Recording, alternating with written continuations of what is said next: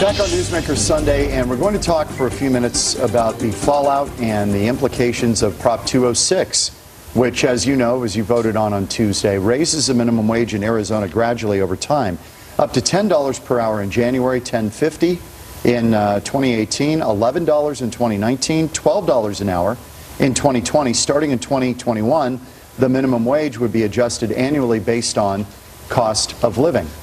Lynda McKay is the Vice President, Human Resources Consulting. Thank you for being with us. Absolutely. Tell me your take on how this will actually affect people on the job and business owners. That is definitely a two-part thing. You have your employees who maybe at first thinking it's a great thing, I'm going to get paid more money. Regretfully, though, most employers, and especially even small, it doesn't even matter actually, it could be small or large employers, are going to feel the impact of a almost $2 increase this first year. With that, for products and services, you're going to also see the cost of those go up. So while on first sight, on the front end, it seems like it's going to be a great thing for somebody to feel good, to take more home, but things will cost more. Or employers will choose to either reduce the jobs of how many hours someone works, or even reduce the jobs how many they have altogether, so that they can accommodate for this cost increase. Why was there so little money thrown into this to educate voters about the implications of this? I'm not really sure, and what I found interesting about this particular prop is that it was twofold. There are two very big things that are happening on Prop 206. One is the minimum wage, which of course is a economic crush to a lot of employers, but then there is also the paid sick time. And that is where employers, all employers, whether it's 15 or less or 15 or more, and it depends on how much time someone gets, is that now they're going to be, even part-time, even temporary employees will be getting paid sick leave.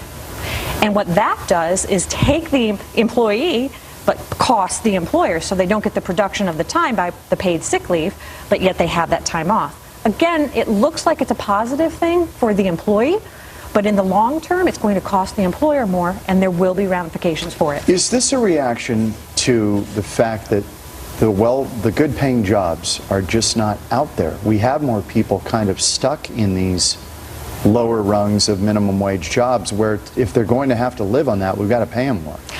I agree, absolutely.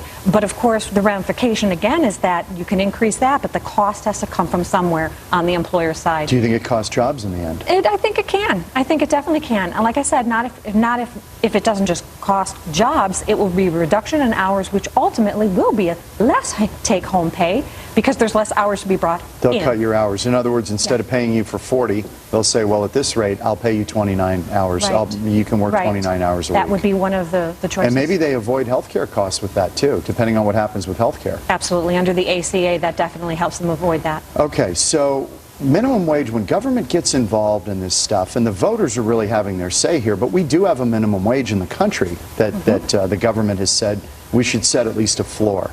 Right. We're still, let's see, where are we going to be compared to we'll be above the national minimum wage with this, right? Oh, absolutely. Well, we are now. Up. We are now over about $1 right now. So taking us up to $10 at 1/1/2017, it's definitely almost $3 over the federal minimum wage. The other concern, I suppose, would be for a McDonald's or a Burger King or a Jack in the Box, these kinds of jobs. Do these folks, and they're starting to inch that way, go to full automation? Potentially, and that is what. Where you just say we're going to factor out the labor cost. Absolutely, and it certainly can be done. It's been happening. We see it in the grocery stores already now, where there's 3 or 4 checkouts and only 1 person, and slowly but surely that will be the case. Or you're checking it out yourself in Home Depot. Absolutely. That's very popular. What are the companies saying to you right now? Because again, there wasn't a really organized effort to try to beat back 206. No, there really wasn't. And it passed by what, roughly a 3-to-1 margin, didn't it, or 2 to? Yeah. Well, being a consultant, I'm getting a lot of clients between the two pieces of Prop 206, between the minimum wage and how they're going to figure out how they're going to be able to adjust to that, also affecting the part-time employees who are going in an increase but also getting paid time off. And so it's a double whammy, especially for those businesses that have a very low threshold for cost analysis.